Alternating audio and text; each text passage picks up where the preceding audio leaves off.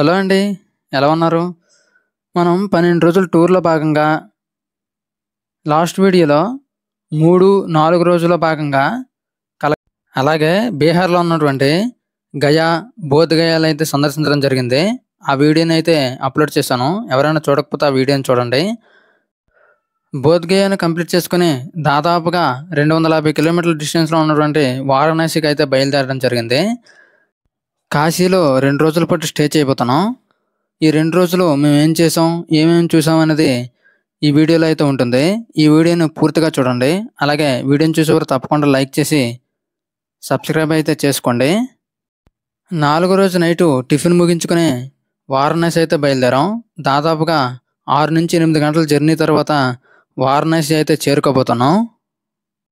ఇది చూడండి, ఇదే ప్రసిద్ధ గంగా నది. అదే వారణాసి సిటీ అన్నమాట. చూడండి, ఆ లైటింగే కాశీ విశ్వేశ్వర పుణ్యక్షేత్రం. అక్కడ ఉన్నటువంటి గంగా నది యొక్క ఘాట్లు అవి. అయితే ఈ ప్రదేశానికి 4వ రోజు రాత్రి 11 గంటలకైతే చేరుకున్నాం. ఈ బ్రిడ్జ్ పైన చాలా ట్రాఫిక్ అయితే ఎక్కువగా ఉంది. ఎందుకంటే రోడ్డు ఎక్స్టెన్షన్ వల్ల చాలా ట్రాఫిక్ అనేది ఎక్కువగా ఉంది. సో ఈ బ్రిడ్జిని దాటడానికి దాదాపుగా గంట నుంచి గంటన్నర సమయం అయితే పట్టింది. మొత్తానికి గంగానదిని దాటుకొని కాశీ సిటీలోకి అడుగు పెట్టడానికి దాదాపుగా 2 గంటల సమయం అయితే పట్టింది. మేము అర్ధరాత్రి 12-3 గంటల సమయంలో రావడానికి ఒక కారణం అయితే ఉంది. ఏంటంటే ఈ వారణాసి సిటీలోకి హెవీ వెహికల్స్ అయితే అలౌ ఉండదు.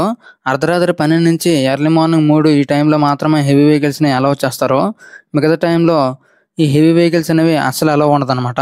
సో అందుకనే మన ప్యాసింజర్స్ని అలాగే వంట సామాన్లు అవన్నీ దించడానికి ఈ టైంలో అయితే రావడం జరిగింది. చూడండి, మనం వారణాసి సిటీలోకి అయితే ఎంటర్ అయ్యాం. ఇప్పుడు దాదాపుగా 1 గంట అయితే అయ్యింది. ఈ టైంలో కూడా చూడండి ఎంతమంది ఉన్నారో. ఫుల్ ట్రాఫిక్ అయితే ఉంది. అయితే ఈ వారణాసి సిటీలో స్టే చేయడానికి మన ప్యాసింజర్స్ కోసం ఒక ప్రైవేట్ హోటల్లో పెద్ద హాల్ అయితే తీసుకోవడం జరిగింది. అందులోనే కుకింగ్ కూడా చేసుకోవడం జరుగుతుందన్నమాట. సో ప్రజెంట్ మనం ఆ హోటల్ దగ్గరికి వెళ్ళబోతున్నాం. దాదాపుగా ఈ ట్రాఫిక్ మొత్తం క్లియర్ చేసుకుని రూమ్ దగ్గరికి వెళ్ళేసరికి 1 అవర్ అయితే టైం పట్టింది. ఎప్పుడో 15 సంవత్సరాల క్రిందట కాశీకి అయితే వచ్చాను. అప్పటికి ఇప్పటికి చాలా చేంజ్ అయితే ఉంది. చాలా డెవలప్మెంట్ అనేది జరిగింది. మొత్తానికి మనల్ని రూమ్ దగ్గర దించేసి ఈ బస్సులు అయితే సిటీ అవుట్కట్గా అయితే వెళ్ళిపోయాయి. 2 డేస్ మనం ఈ కాశీలో అయితే ఉండబోతున్నాం. ఈ కాశీలో ఉన్నటువంటి అన్ని ప్లేసెస్ని సందర్శించబోతున్నాం. సో వీడియోని మిస్ కాకుండా చూడండి. అలాగే వీడియో చూస్తున్న వాళ్ళు తప్పకుండా లైక్ చేయండి. మొత్తానికి మనం రూమ్ దగ్గరికి అయితే వచ్చేసాం. ఇదిగో ఇదే మేము తీసుకున్నటువంటి హాల్ అన్నమాట. చాలా పెద్దది, దాదాపుగా 100 మంది సరిపోతుంది. ఇది నందిని జంక్షన్ అంటారు. మన రూమ్ నుంచి దాదాపుగా 1 కిలోమీటర్ డిస్టెన్స్లో ఉంటుంది. ఈ స్ట్రైట్కి వెళ్తే గంగానది అనేది వస్తుందన్నమాట. మొత్తానికి ఇక్కడ రావడానికి గల రీజన్ ఏంటంటే మన బస్సులో ఒక పెద్ద ఆవిడకి నైట్ నుంచి ఫుల్ ఫీవర్ అయితే ఉంది. సో ఎర్లీ మార్నింగ్ 5 o'clockకి ఇక్కడ ఉన్నటువంటి ఒక హాస్పిటల్కి అయితే వచ్చాం. ఇదే ఆ హాస్పిటల్. ఇక్కడ ప్రత్యేకత ఉందన్నమాట. ఏంటంటే ఇక్కడ ఓపీ చూడండి, 20 రూపాయలు మాత్రమే. మెడిసిన్కి 300 రూపీస్ అయితే అయ్యింది. ఇది నందిని జంక్షన్ దగ్గర ఉన్నటువంటి ఒక ట్రస్ట్ హాస్పిటల్ అనమాట. అయితే మొత్తానికి ఇది కంప్లీట్ చేసుకుని మళ్ళీ రూమ్కి వచ్చేసాం. రూమ్ నుంచి గంగానదికి అయితే స్టార్ట్ అయ్యాం. రోడ్డు వేలో వెళ్తే గంగానదికి చాలా దూరం అనమాట. ఆటోలు కూడా ఏవి అవైలబుల్గా ఉండవు. సో ఈ సందుల్లోంచి వెళ్తే గంగానదికి త్వరగా చేరుకోవచ్చు అనమాట. ఈ కాశీనగరానికి చాలామంది పిండ ప్రదానం చేయడానికి వస్తుంటారు కదా. సో మనం ఆల్రెడీ గైలో మొదటిసారి పిండ ప్రదానం చేసాం. అలాగే ఇక్కడ వారణాసిలో 3వసారి ప్రయాగరాజులో అయితే చేయబోతున్నాం. ఈ వారణాసిలో ఇక్కడ ఒక తెలుగు పంతులు అయితే ఉన్నారు. ఆ తెలుగు పంతులు ఇంటికి అయితే వచ్చాం అనమాట. ఇక్కడ వీళ్ళు మాట్లాడుకొని పూజ కార్యక్రమాలు అయితే నిర్వహించడం జరుగుతుందన్నమాట. సో మన వాళ్ళు అతనితో మాట్లాడడం కోసం ఇక్కడైతే కూర్చున్నారు. మొత్తానికి మనం గంగానది దగ్గరికి అయితే వచ్చేసాం. ఇదిగోండి, ఇదే గంగానది. చూడండి ఎంత విశాలంగా ఉందో. మార్నింగ్ 6:30 అయితే అయింది. ఈ టైంలో చూడండి ఎంత విశాలంగా ఉందో. చూడండి, సన్ రైజ్ కూడా అదిరిపోయింది కదా. మొత్తానికి మన దేశంలోనే అతిపెద్ద నది అయినటువంటి గంగానది దగ్గర అయితే ఉన్నాం. చాలా అద్భుతంగా ఉంది కదా. ఎర్లీ మార్నింగ్ నుంచే ఇక్కడ స్నానాలు, పూజలు అలాగే బోట్ రైడ్స్ అయితే జరుగుతున్నాయి అన్నమాట. చూడండి, ఇది కేదార్ ఘాట్ అంట. ఇక్కడ చాలా వరకు చిన్న చిన్న ఘాట్లు అయితే ఉంటాయి. ప్రతి ఘాట్లో కూడా సామూహిక పూజలు అయితే నిర్వహించి గంగా నదిలో స్నానాలు అయితే ఆచరిస్తారనమాట. మొత్తానికి మన వాళ్ళు కూడా ఈ గంగా నది దగ్గరికి అయితే వచ్చి స్నానాలు అవి చేసుకొని పూజలు అయితే నిర్వహించడం జరుగుతుంది. ఇదే గంగా నది. ఇక్కడ పిండ ప్రదానం చేయడానికి వస్తుంటారు అనమాట. చూడండి, ఇక్కడ పిండ ప్రదానం చేసేవాళ్ళు గుండులు తీయించుకుంటున్నారు. ఒక గుండుకి 50 రూపాయలు తీసుకుంటున్నారు అనమాట. చూడండి, మన వాళ్ళు కూడా గుండెలు అవి తీసుకుని స్నానాలు అవి ముగించుకొని పూజలకైతే రెడీ అయిపోయారు. ఇక్కడ చూడండి, మన తెలుగు పంతులే రాజమండ్రి అతను అంట. అందరినీ ఒక దగ్గర కూర్చోబెట్టి సామూహికంగా పూజలు అయితే నిర్వహించడం జరుగుతుంది. ఈ పూజలు ముగించుకొని పిండాలు ఎవరైతే పెడతారో ఆ పిండాలు కూడా ముగించుకొని స్నానాలు అవి చేసుకొని ఈ కార్యక్రమం అనేది ముగిస్తారనమాట. మొత్తానికి ఇదంతా కంప్లీట్ అవ్వడానికి దాదాపుగా 3 గంటల సమయం అయితే పట్టింది. ఇప్పుడు మార్నింగ్ 11 అయితే అయ్యింది. ఇక నెక్స్ట్ ఈ గంగా నదిలో బోట్ రైడింగ్ అయితే ఉంటుందన్నమాట. మన ప్యాసింజర్స్ కోసం 2 బోట్లు అయితే సిద్ధం చేశారు. చూడండి, గంగా నది పైన మనం బోటు విహార్ చేయబోతున్నాం. ఇదిగోండి, మన యాత్రికుల కోసం 2 బోట్లు అయితే సిద్ధం చేశారు. అందరూ ఎక్కిసారు, ఇంక బోట్ తీయడమే లేటు. మన బోటు స్టార్ట్ అవుతుంది.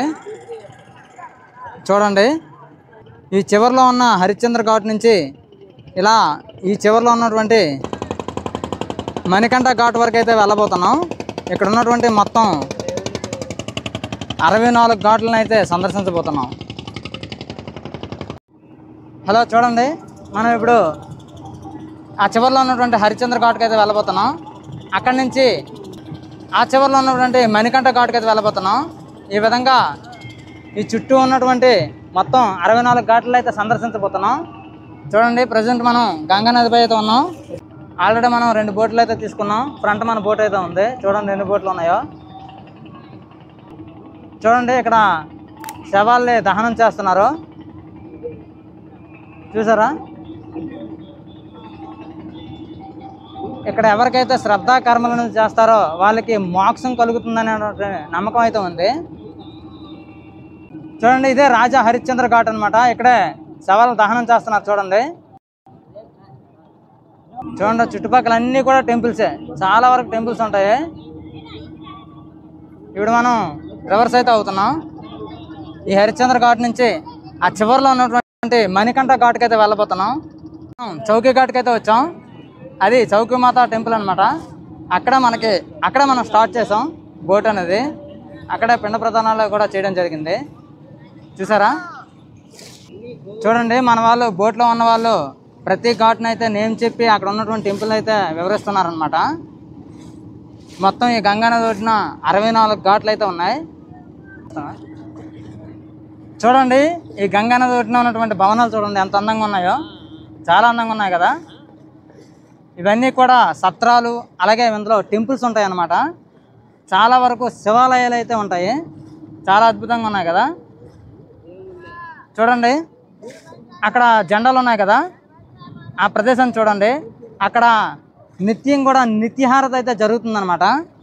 సాయంత్రం 5 గంటల నుంచి గంట పాటు జరుగుతుంది. అలాగే మార్నింగ్ 6 ఈ టైంలో కూడా ఇక్కడ మంగళహారత అనేది నిర్వహించడం జరుగుతుంది. ఈ సమయంలో అయితే ఈ ఘాట్లు ఏవి కూడా ఖాళీ ఉండవు అనమాట. జనంతో కిక్కిరిసిపోతూ ఉంటాయి. ఇప్పటికీ చూడండి చాలామంది ఉన్నారు అందులో. ఇక్కడి నుంచి కూడా చాలా పెద్దగా బోట్ సవారీలు అయితే జరుగుతుంటాయి. చూడండి, ఇదే లలితా ఘాట్. ఈ పైకి వెళ్తే కాశీ జ్యోతిర్లింగ టెంపుల్ అయితే ఉంటుంది. ఈ ప్రక్కనే మణికర్ణిక ఘాట్ అయితే ఉంటుందన్నమాట. అది మణికంఠ ఘాట్ కాదు, మణికర్ణిక ఘాటు. తప్పుగా పలకడం జరిగింది. ఇక్కడ నిత్యం డెడ్ బాడీస్ అయితే కాలుతూ ఉంటాయి. నిత్యం కాలుతూనే ఉంటాయి ఇక్కడ డెడ్ బాడీస్ అనేవి. ఇక్కడ కర్రలు అవన్నీ అమ్ముతుంటారు అన్నమాట.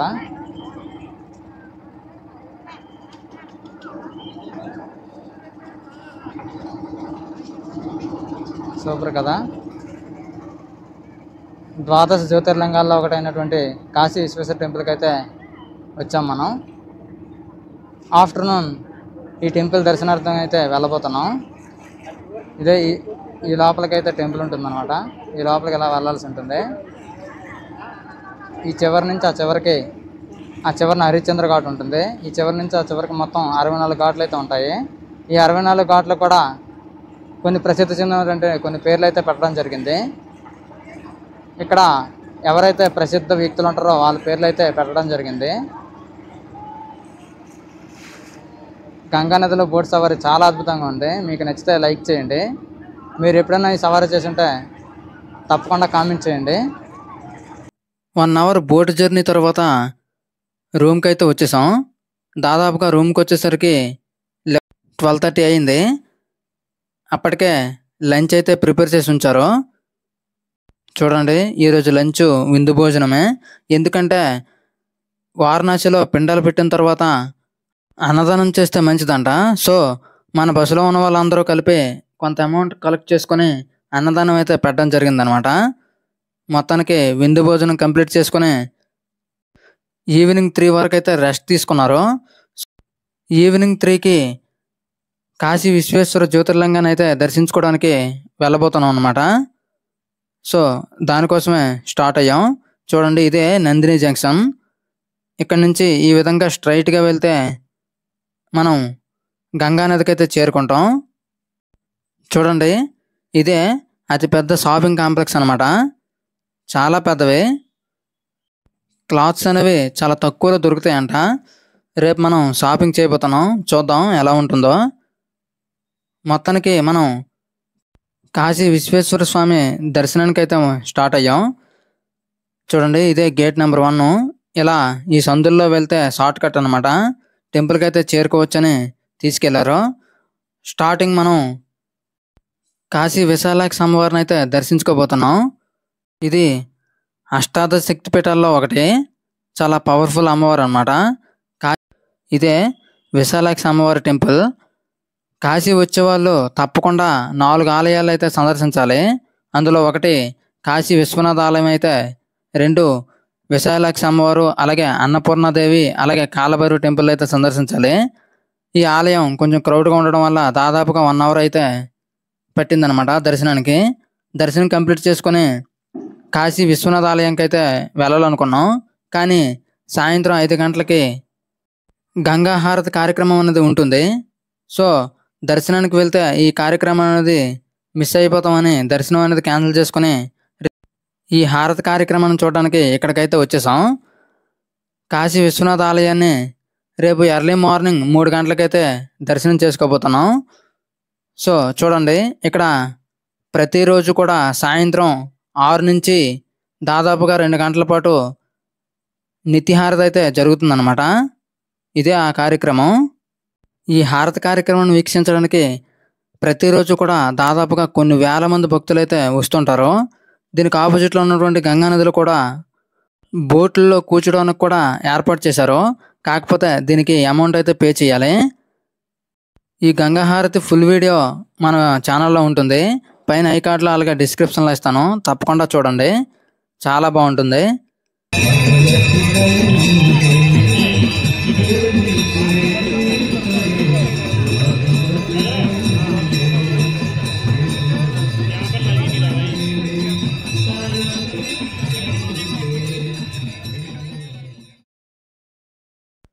ఈ హారతి కార్యక్రమం అనేది కంప్లీట్ అవ్వడానికి దాదాపుగా 7 అయితే పట్టింది. ఈ తర్వాత మేము రూమ్కి అయితే వెళ్ళడానికి దాదాపుగా 1 అవర్ జర్నీ పట్టింది. 1 అవర్ తర్వాత రూమ్కి అయితే వచ్చేసాం. రూమ్కి వచ్చేసరికి టిఫిన్ అయితే రెడీగా ఉందన్నమాట. ఈరోజు టిఫిన్ పూరి చేశారు.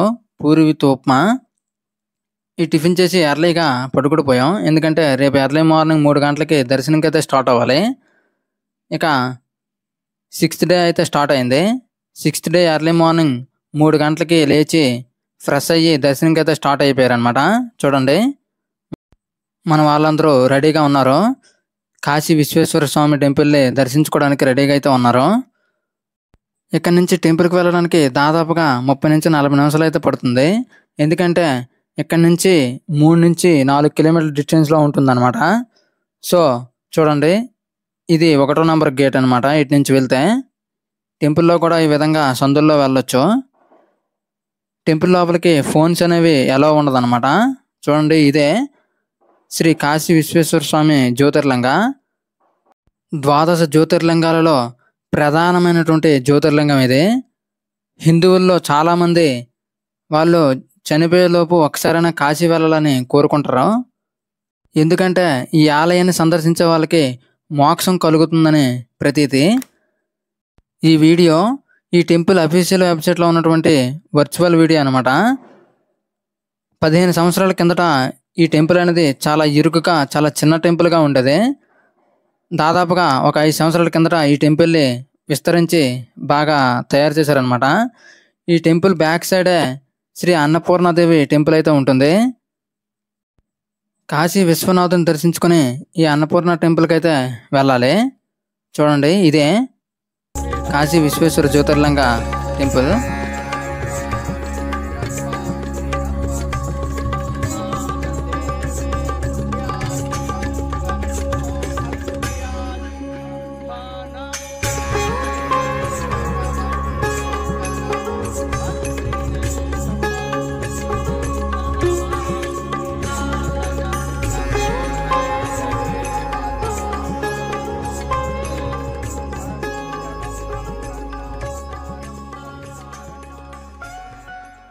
దర్శనం అవడానికి దాదాపుగా 3 గంటలు అయితే టైం పట్టింది. దర్శనం కంప్లీట్ చేసుకుని రూమ్కి వచ్చేసరికి మార్నింగ్ 9 అయితే అయింది. టిఫిన్లు ముగించుకొని ఇక్కడి నుంచి దాదాపుగా 5 కిలోమీటర్ డిస్టెన్స్లో ఉన్నటువంటి శ్రీ కాలభైరవ టెంపుల్కి అయితే స్టార్ట్ అయ్యాం.